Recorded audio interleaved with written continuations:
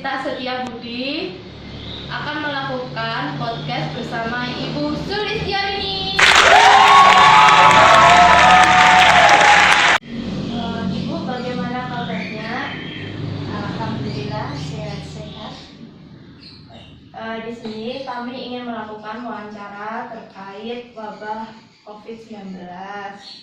Untuk selanjutnya pertanyaannya saya serahkan ke Mbak Lina. Ya.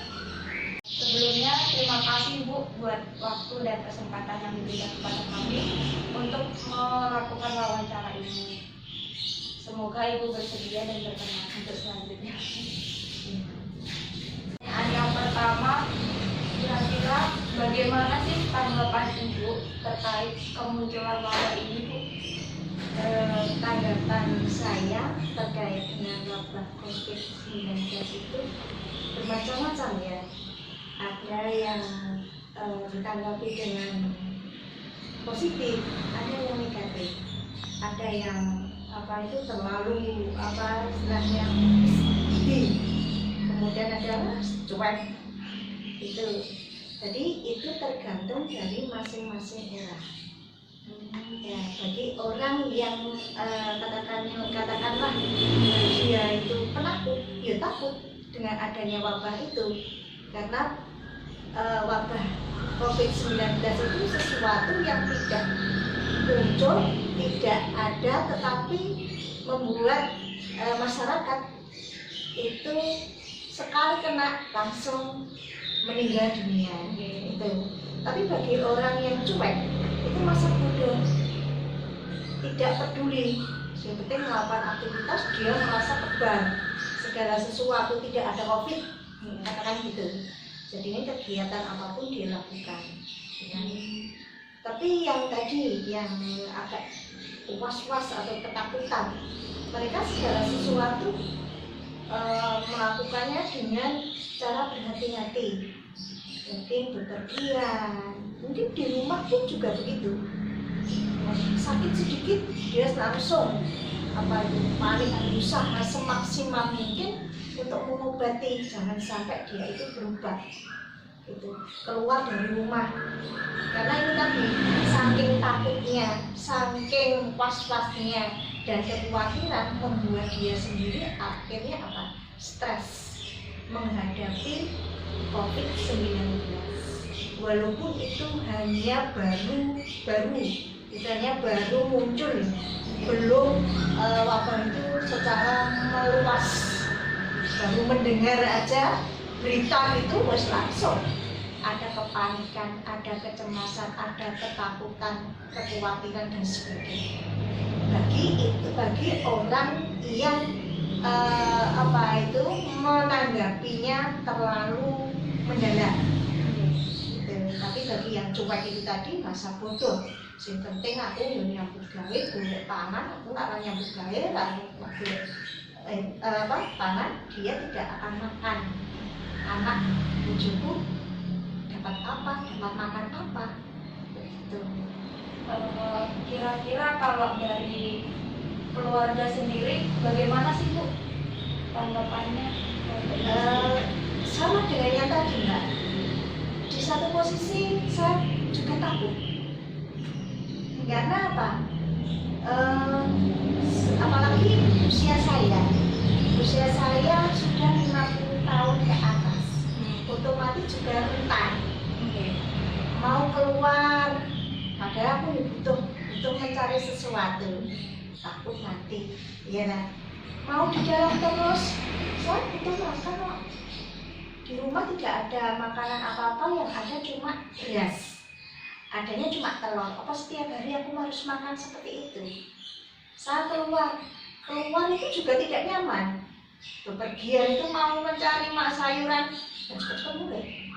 Walaupun itu sudah pakai masker, sudah cuci tangan, jaga jarak, tapi itu membuat diri saya juga masih belum ada kenyamanan. Masih ada ketakut ini tadi. Apalagi mendengar sana meninggal karena COVID, wah langsung ini bingung. Jadi ada sesuatu kekhawatiran, ketakutan di sana, jangan sampai keluarga saya, terutama orang yang ada di rumah saya itu kena. Jadi itu tergantung dari masing-masing orang untuk menanggapi berkaitan dengan COVID-19. Kalau dari pemerintah sendiri kan mungkin banyak ya Bu, sakit masuk rumah sakit, nah dikit-dikit itu kayak panas, nanti dibilang COVID. Itu kira-kira gimana ya Bu menurut Ibu sendiri? Kalau saya sekarang itu sakit flu ya misalkan ya, sakit flu aja kita bepergian ke misalkan kontrol ke dokter keluarga, itu kadang-kadang dikait-kaitkan dengan ini tadi COVID. Ya. Itu flu-nya berapa hari? Terus gimana gejala-gejalanya? Kita boleh mencari obat, seharusnya itu mendapatkan pelayanan yang baik dan respon dengan baik, tapi ditanya ini dan itu dan ini membuat kita itu tidak nyaman, sehingga bagi orang itu mau bepergian, istilahnya mau nyari obat malah jadi berubah. Alternatif sendiri apa? Cari di apotek. Nah, sebuah obat flu, istilahnya kalau flu ya, terus mari sudah. Jadi kita takut mau sakit sedikit itu mau berobat itu takut, karena itu sedikit-sedikit mesti dikaitkan dengan COVID. Kalau sudah dikenakan COVID, dibawa dirujuk ke rumah sakit, di sana itu enak dibanding istilahnya dirawat dengan baik. Kalau tidak ada perawatan yang baik, kita juga akan terpapar di sana. Jadi orang-orang lebih nyaman, lebih baik, lebih bagusnya itu kalau punya sakit seperti ini berobat sendiri dan nggak nyaman lah istilahnya. Kecuali harus kepepet, ibaratnya kepepetnya sakitnya itu sudah fatal, itu baru dibawa ke rumah sakit atau berobat ke dokter. Tapi Ibu percaya nggak misalnya ada orang itu meninggal karena belum COVID? Antara percaya dan tidak itu kita sudah bingung kan? Karena gejala COVID itu kan antara orang flu itu kan hampir sama. Tenggorokan tenggorokan gimana? Kering. Terus batuk ya Bu ya? Nah, kan hampir seperti itu Mbak. Jadi dia kena COVID dan tidak, kita juga nggak begitu ya istilahnya. Jadi meninggal karena COVID. Kalau dia tahu, padahal kemarin itu sakit apa? Kadang kita tanya-tanya. Iya, oh ternyata dia itu kena COVID. Nah, kena COVID dari mana beliau? Kan kadang-kadang orang itu kan selalu antara satu tempat ke tempat yang lain, kadang-kadang bertanya. Informasinya tadi ke sana ini, di sini ini. Kita kadang-kadang kita sehat, kalau beliau kena COVID ya sudah. Kita ya istilahnya ya menerima aja, sudah gitu aja. Terus terkait fenomena banyak yang sakit yang dideteksi positif COVID, ada juga di sisi lain itu banyak juga yang sembuh. Nah itu menurut Ibu tuh masuk akal nggak sih Bu? Di saat petugas medis itu semakin sedikit, terus tapi pasien sembuh itu bisa semakin banyak dalam waktu yang bersamaan gitu Bu. Masuk akal nggak sih kira-kira versi Ibu? Gimana ya itu? Ya tetap kita mau dinalar dengan akal sehat saja, sudah gitu aja. Bagi saya secara umum ya gitu aja. Jadi kita nggak bisa untuk mengira-ngira berkaitan dengan hal seperti itu, karena yang pas dan tahu semuanya adalah tenaga kesehatan, bukan kita. Gitu. Bagaimana pendapat Ibu tentang dampak negatif dan positif dari wadah tersebut? Kalau dampak negatif itu dilihat dari segi sosial, perekonomian, terus apa itu, perindustrian. Kalau dari segi sosial otomatis semua kegiatannya itu banyak yang berhenti. Contoh PKK. Sekarang dengan adanya COVID ini tidak ada pertemuan PKK. Ya, adanya hanya kita informasi lewat grup. Ibu-ibu ada pertemuan arisan atau membayar iuran. Pertama kali memang tidak ada, itu langsung cut, tidak ada pertemuan, tidak ada apapun informasi. Jadi beberapa bulan itu biasanya setiap bulan itu ibu-ibu ada pertemuan. Dalam pertemuan itu membayar beberapa macam iuran. Ya, dengan dana COVID itu beberapa bulan tidak ada pemasukan sama sekali. Padahal adanya COVID itu dari pemerintah juga setiap RW itu harus ada joko tonggo yang digunakan untuk sewaktu-waktu ada warga yang kena COVID, menanggulangi. Ya. Dan itu ternyata uang yang seharusnya terkumpul tidak bisa terkumpul karena ya ini tadi kita kumpul tidak bisa. Mendana juga kita mengalami hambatan, banyak macam hambatan. Artinya kita sedikit demi sedikit untuk tetap bisa bagaimana caranya kita mengumpulkan dana kas yang ada di kampung itu ada. Dengan itu perkumpulan ada, tapi perkumpulan datang bayar pulang gitu. Tetap memakai protokol kesehatan, pakai masker, jaga jarak, cuci tangan. Kemudian baik itu perkumpulan di RT, RW itu juga tetap seperti itu. Semakin lama juga seperti yang tadi yang saya katakan. Kemudian pendidikan juga gitu. Anak sudah tidak diadakan KPN, ya dilakukan daring.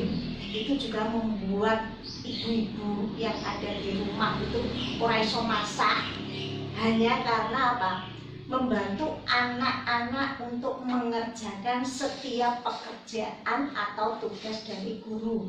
Itu bagi yang mempunyai anak SD, SMP. Kalau yang sudah besar tidak jadikan masalah. Tapi yang bagi SD ini wong tuanya mumet goro-goro COVID. Goro-goro COVID, wong tuanya kudu sekolah. Jadi sekolah bukan anak tetapi orang tua. Seharusnya masak, orang masak mengguni anak belajar mengerjakan PR kudu setelah itu. Ya, harus rampung, harus difoto, harus dikirimkan. Jadi waktunya diukur dengan waktu. Ini tugas itu dikumpul nih, itu dikirim. Nanti ada tugas lagi dan sebagainya. Itu dari segi pendidikan. Kemudian dari segi perekonomian itu turun. Ya, pendapat tidak ada. Mereka sudah tidak bisa melakukan apapun. Mau jualan ya CDI dibatasi ya waktu ini. Kemudian sing artuku ya ora duwe. Hanya orang-orang tertentu, hanya orang-orang yang mempunyai uang. Yang tidak punya uang ya wis ibaratnya ya di rumah makan seadanya. Syukur kalau ada donatur, istilahnya ada orang yang mempunyai kelebihan, terutama masalah keuangan biasanya memberikan bantuan gitu ya. Kemudian dari segi keagamaan juga begitu. Biasanya yang masjid sholatnya di rumah ya. Jumatan, seharusnya Jumatan sudah tidak ada Jumatan, semuanya dilakukan, semuanya ada di rumah. Jadi dengan adanya pandemi itu banyak sekali dari segi sosial, pendidikan, perekonomian, perindustrian, apalagi perindustrian. Banyak tenaga kerja yang dirumahkan, kemudian kudune nang gawe malah yang gawe kesenangan yang gawe terus di PHK tadi ya, terus boleh gawean sekarang kesulitan, akhirnya mereka akan ya tenaga pengangguran meledak. Padahal kita butuh makan, butuh segala-galanya. Pemerintah memberikan bantuan, iya memberikan bantuan, tetapi bantuan itu juga tidak bisa mencukupi, memenuhi mereka semuanya. Bantuan memang ada, sembako ada. Dulu setiap 1 bulan ada datang. Saat itu ada bantuan. Kemudian bantuan tidak berupa uang sembako, tetapi juga berupa uang. Memang ada. Tapi toh itu juga belumlah mencukupi. Karena kebutuhan seseorang itu semakin bertambah. Kemudian industri juga begitu, disampaikan tadi suruh bekerja, tapi bekerjanya tidak full, tapi setengah. Seharusnya seminggu cuma 3 kudune mulai jam sakmene, pulangnya jam 12. Jadi mereka segala sesuatunya pendapatan berkurang. Tapi ya dari segi negatifnya, dari segi positifnya satu, mungkin dengan peristiwa itu kita lebih waspada, mengikuti protokol kesehatan. Jadi harus patuh kepada pemerintah. Kalau kita itu ingin selamat, tapi kalau kita tidak ingin selamat ya monggo slide gitu. Kemudian kita lebih mungkin dengan peristiwa itu manusia lebih harus lebih rajin-rajinnya, di samping mengikuti protokol kesehatan juga sama Tuhan. mendekatkan Ya Allah, dengan peristiwa seperti ini ternyata manusia lebih mementingkan duniawi, ya, tidak kepada Tuhan. Mungkin dengan peristiwa itu manusia lebih dekat dengan Tuhan, lebih banyak untuk berkomunikasi dengan Tuhan. Karena ini tadi, aku pengen diselamatkan, saya pengen sehat, dilindungi setiap saat, setiap waktu, anak, suami, saudara, anak cucu, dan semuanya, warga dan lain-lainnya. Itu dari segi positifnya. Tapi terkadang kan ada orang itu bukan malah dekat sama Tuhan, tapi dia itu malah menyalahkan Tuhan. Tuhan ini kok kasih aku cobaan kayak gini, padahal itu susah atau gimana gitu kan. Nah itu komentar ibu sendiri gimana sih itu kalau ada orang kayak gitu? Mungkin ya tadi setiap orang itu kan untuk memberikan respon setiap wabah kepada kita itu ada yang menerima, ada yang tidak. Yang tidak menerima itu adalah bukan suatu ujian, tetapi apa ya itu tadi?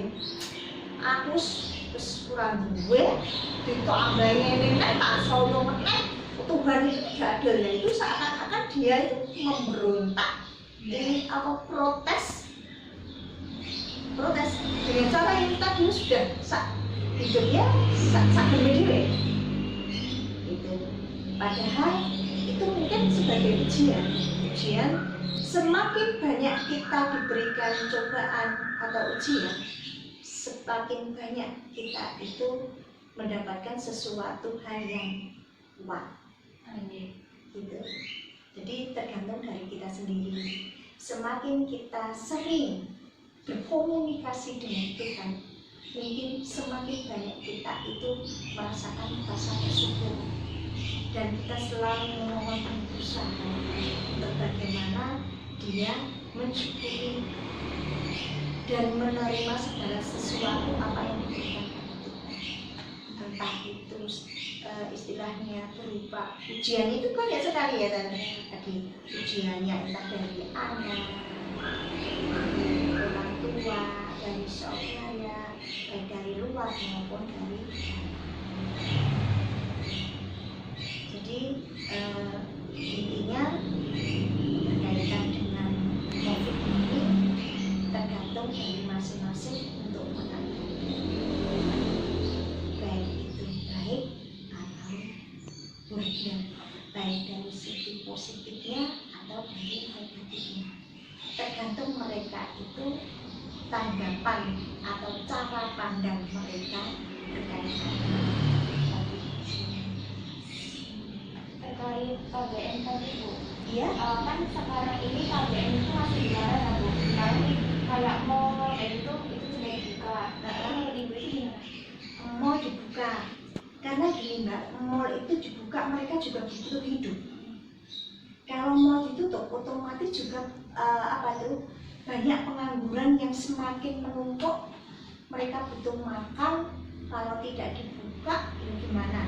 Tetapi tetap pemerintah itu tetap buka tidak apa-apa, tapi dengan catatan harus mengikuti protokol kesehatan. Cuma kadang-kadang itu apa ya Mbak ya? Masih berkelas. Jadi masyarakat sendiri itu kesadarannya itu betul-betul masih kurang. Ada yang betul-betul benar-benar dia itu mengikuti, ada juga yang saling tadi tidak mau mengikuti. Nah, jadi yang tidak mau mengikuti itulah yang kadang-kadang itu kena wabah. Itu juga bagi yang sudah mengikuti, kadang sudah mengikuti tapi mereka tidak, akhirnya kan kena. Karena barang itu bukan barang yang bisa dilihat, tapi barang itu sulit untuk dilihat, tapi tahu-tahu langsung kena. Yang kena itu tidak memandang bulu, ya, baik itu sing cilik yo iso kena, sing apa meneh wong tuwa. Orang tua itu yang sudah usia 60 ke atas itu rentan sekali. Apalagi ada vaksin. Nah, vaksin itu pun juga orang-orang juga ada yang mau, ada yang tidak. Iya kan? Ada yang mau divaksin. Karena apa? Mereka merasa, oh aku nggak divaksin itu ada kekebalan tubuh. Ada yang tidak mau aku divaksin. Guru vaksin aku nanti gini. Nah itu. Jadi setiap orang memiliki cara pandang yang berbeda-beda. Nggak mau dibuka ya nggak apa-apa. Karena kita juga butuh mencari sesuatu tadi. Oh aku pengen butuh ini. Oh, yang mau saya lihat pakai masker dan sebagainya itu. Nah, kalau menurut Ibu mall tadi ya Bu ya, pasti ada kayak apa sih namanya, kios baju kayak gitu. Karena kan mall sendiri itu kan menyediakan kayak kamar ganti, kamar pas gitu kan. Nah, itu kan kadang mereka nggak boleh dicoba gitu. Itu kan otomatis nanti kena berpotensi nular. Ya kalau orangnya nggak COVID, kalau orangnya COVID itu kan pasti jadi masalah juga kan Bu. Nah itu kira-kira tanggapan dan komentar Ibu gimana sih?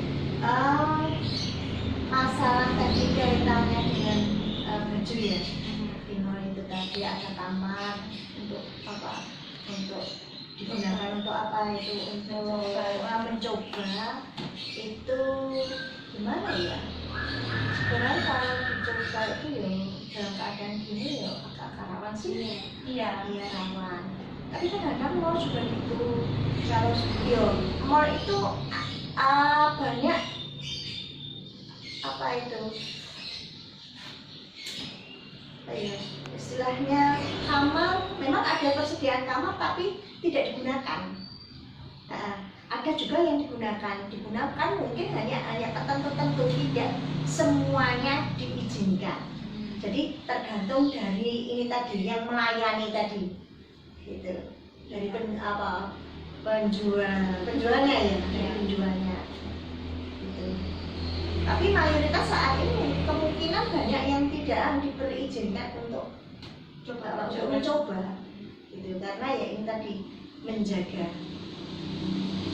seandainya ada mall yang mengizinkan Bu? Mengizinkan ya, saya secara pribadi saya sendiri juga tidak mau. Benar, iya. Kita takut juga untuk kena gitu. Iya, kalau di situ tuh kalau setelah digunakan terus langsung di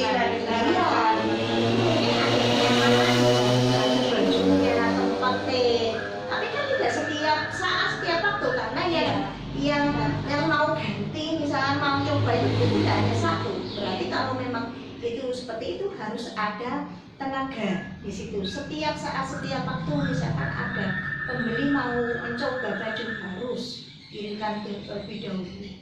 Berarti perlu pengawasan khusus. Pengawasan yang ketat. Iya, harus pengawasan ketat. Ibu, kalau tadi mengenai vaksin itu menurut Ibu sendiri, kalau Ibu yang kan Ibu usianya udah 50 tahun ke atas, nah kan udah saatnya divaksin Ibu. Nah itu tanggapan Ibu sendiri, Ibu itu sebenarnya berkenan nggak divaksin gitu, terus alasannya itu kenapa Ibu? Nah, saya divaksin pertama saya memang takut. Saya takut. Terus lama-lama saya pikir, nanti kalau aku divaksin, nanti akan saya kerja. Ya, atau itu jangan-jangan itu memang betul-betul untuk kekebalan tubuh saya. Ya, terus akhirnya saya mau divaksin.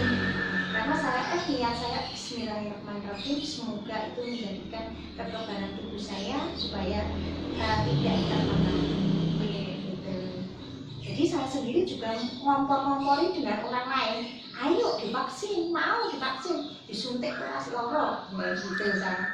Oh iya gitu loh, dan kebal, nanti kemana-mana kita jadi ada kekebalan lah istilahnya, ada kekebalan. Bagi orang yang sudah divaksin aja ketemu tanpa harus memakai masker kan tidak jadikan soal.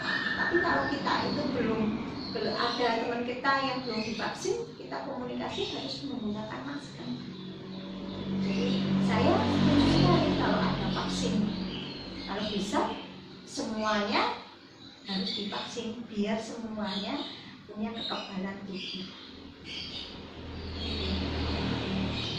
Kalau dari lingkungan Ibu sendiri, ada nggak sih Bu kira-kira pembatasan jam keluar rumah gitu loh, misalkan jam sekian nggak boleh, udah harus di rumah, nggak boleh pergi lagi kayak gitu, ada nggak sih di lingkungan RT lingkungan saya sebenarnya tidak ada Mbak itu seperti itu. Cuma kita kalau keluar ya Mbak, namanya usaha batasi lah gimana ya, mereka juga banyak aktivitasnya. Yang penting kita itu foro-foro dalam grup harus mengikuti protokol kesehatan. Pororo. Bapak Ibu warga, saya mohon untuk mencegah ya penyebaran virus Corona 19, diusahakan setiap kemana saja kita berada tetap pakai masker, cuci tangan sesering mungkin dengan air mengalir dan sabun, jaga jarak. Selain kita menjaga apa itu imun dan makanan yang sehat. Berarti lingkungan sendiri menanggapi positif ya Bu ya, Iya. Kalau terkait misalkan Ibu, kalau ada warga yang habis berpergian jauh, terus kan pulang ke sini lah, itu harus lapor ke RT dulu dan isolasi mandiri atau boleh langsung maksudnya melakukan kegiatan gitu? Oh, kalau itu harus lapor. Itu harus lapor. Kalau tidak lapor, ternyata itu tidak lapor terus langsung kena, itu akan jadikan masalah. Yang masalah siapa? Saya yang menjadikan RT-nya. Kemudian saya juga menyalahkan kenapa warga yang ada di sekelilingnya tidak melapor. Itu kan sudah ada pemberitahuan ya, sebelumnya. Setiap ada warga yang masuk ke wilayah kita, segera mungkin untuk melapor jika itu ada warga luar, maksudnya ada luar, harus lapor. Karena laporan itu juga akan dilaporkan ke dinas. Misalnya walaupun itu saudaranya bukan dari sini, mungkin dari Madiun, itu harus lapor. Ya harus lapor, terus kemudian harus karantina. Itu harus karantina. tidak langsung beranu, enggak, harus karantina dulu selama berapa 14 hari. Ya, 14 hari itu enggak boleh. Awal-awalnya seperti itu Mbak, perketat. Jadi kalau mana-mana lapor, coba kita mau perubahan. Keluarga kita yang baru yang datang ini dari mana? Asalnya dari sini, dari tujuan kemana? Apa tujuannya ke sini? Tapi di lingkungan ibu ini masih seperti itu atau sudah mulai kendor itu Bu? Enggak, tetap kita moro-moro Mbak, untuk menjaga. Jadi proaktif, warga juga gitu. Seandainya mereka sendiri juga takut Mbak. Kalau ada orang yang kena COVID, itu mereka juga agak merenggang. Padahal yang kena COVID itu tidak boleh kita renggangkan Mbak. Istilahnya tetap harus ada perhatian. Asal kita tidak bersentuhan. Iya. Kadang-kadang kita memberikan apa itu kepada masyarakat itu kadang-kadang kita mengalami hambatan untuk memberikan pengertian. Jadi kita menjauh, mereka menjauh. Jangan dijauhkan. Boleh kamu menjauh, tapi asal jauhnya jangan seperti itu. Dia akhirnya apa? Kayak kesingkir gitu loh. Ya. Saya pernah pernah sama bapaknya dulu itu sebenarnya bukan COVID. Bukan COVID, itu sakit biasa, kekurangan oksigen. Nah, kemudian melakukan tes apa ya? Antigen. Karena rapid tapi belum, baru tes darah. Itu aja sudah harus lagi saya langsung isolasi mandiri sendiri. Gitu. Orang-orang tidak tahu tapi saya sudah jangan ke tempat saya. Nanti tidak, kalau ke tempat saya mereka ada apa-apa saya yang apa istilahnya membawa. Jadi lebih baik saya sudah diworo-woro di grup itu untuk sementara waktu tidak boleh ya untuk ke rumah saya dalam apapun istilahnya mau bayar iuran apa itu banyu atau yang lain sebagainya untuk sementara dan pensiun. Kalau pendataan kan otomatis ada petugasnya masing-masing, ada petugasnya sendiri ya pendata. Nah, kadang kan ada orang itu kalau ada tamu atau orang intinya warganya sering keluar masuk gitu loh Bu. Nah terkadang kan petugasnya itu kok orang ini sering keluar masuk ya, terus ujungnya dia kayak kendor tugasnya. Nah itu ada nggak sih himbauan dari ibu sendiri untuk petugasnya itu? Petugasnya dari luar atau dari dalam Mbak? Petugas dari lingkungan sini Bu. Petugas yang apa? Yang petugas yang data itu tadi loh tamu. Ada tamu-tamu itu. Terkadang kan jadi kendor Bu kalau tawar ke lingkungan sini keluar masuk keluar Sudah masuk. biasa gitu, jadi nggak dihitung gitu tuh. Oh, Jadi ya udah biasanya. ya sudah ya seperti itu Mbak. Nah maksud saya kan gitu Bu, kan kadang tuh dia itu melalaikan tugasnya gitu loh. Oh gitu. Karena Iya. seringnya Nah, iya. warga mengabaikan himbauannya. Begitu. Kalau saya di grup RT itu setiap saat, setiap waktu kalau ada informasi apa-apa saya share. Saya selalu menghimbau kepada masyarakat saya. Gitu. Yang penting saya sudah memberikan himbauan begitu kepada masyarakat agar tetap menjaga pencegahan penularan virus corona. Jadi ini saya orang-orang juga gitu. Mereka semuanya sekarang sudah mau Mbak. Dengan adanya grup itu dia aktif, proaktif, dia sendiri juga sudah mengapresiasi reaksinya sendiri. Serentak Mbak. Seakan kalau ada yang kena itu langsung masyarakat saling membantu. Ya memang menjauh tapi menjauh-jauhnya kan hanya cuma sementara istilahnya karena sudah diberikan pengertian atau wawasan kepada yang lainnya. Orang seperti itu jangan, kasihan dia sudah drop mau tambah nilai masalah. Kalau bisa diberi semangat. Iya. Kalau jadi orang itu akan menambah imunnya dia. Iya.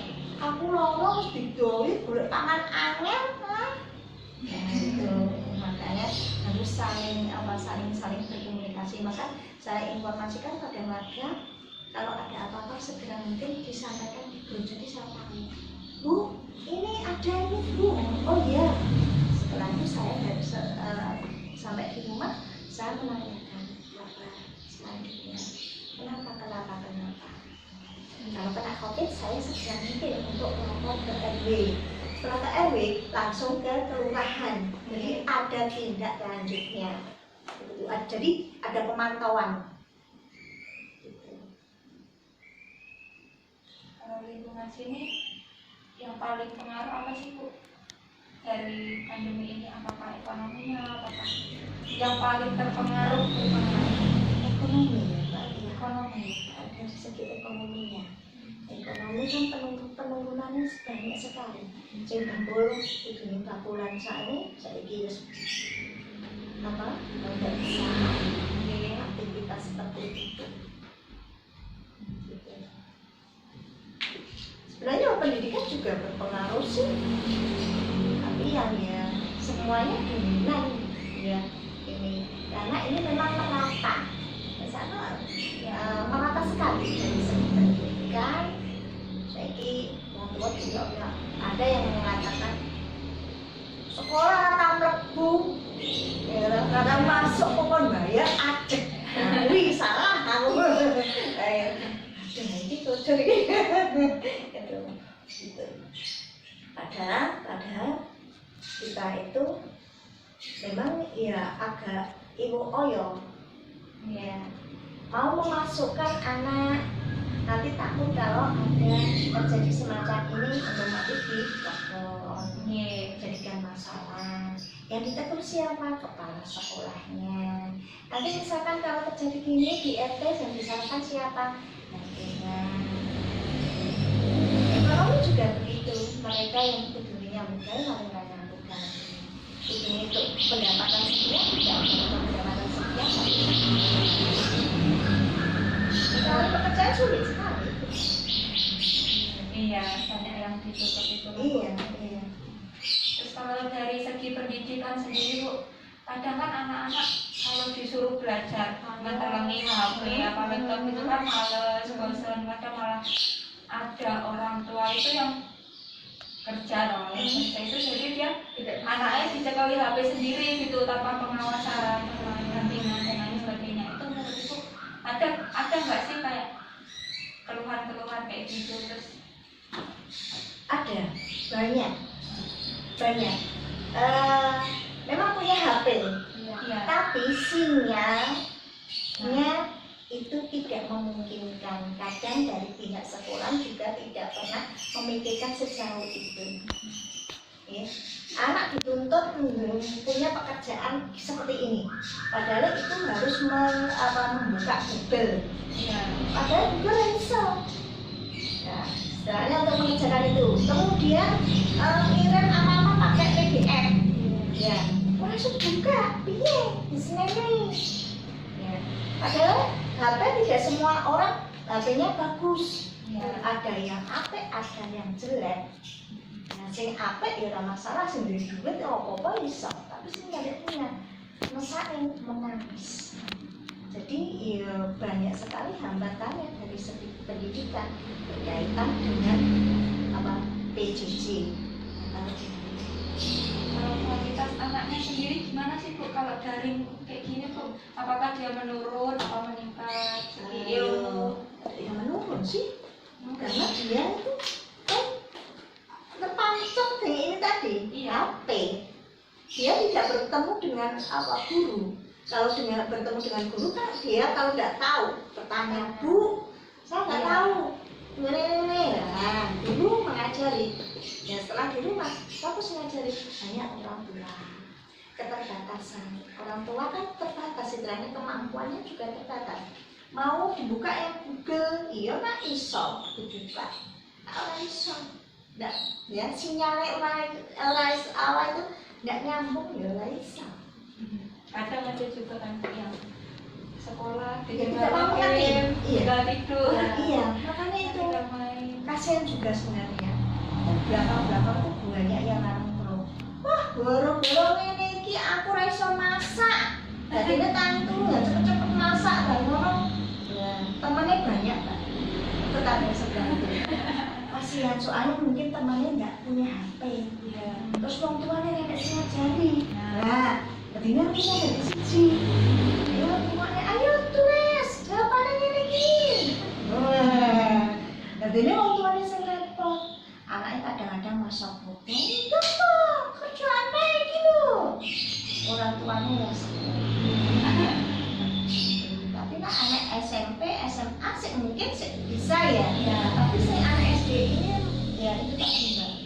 Memang misalkan ada pembelajaran, seharusnya pembelajaran itu tidak harus di sekolahan, mungkin bisa di rumah, tapi hanya terbatas.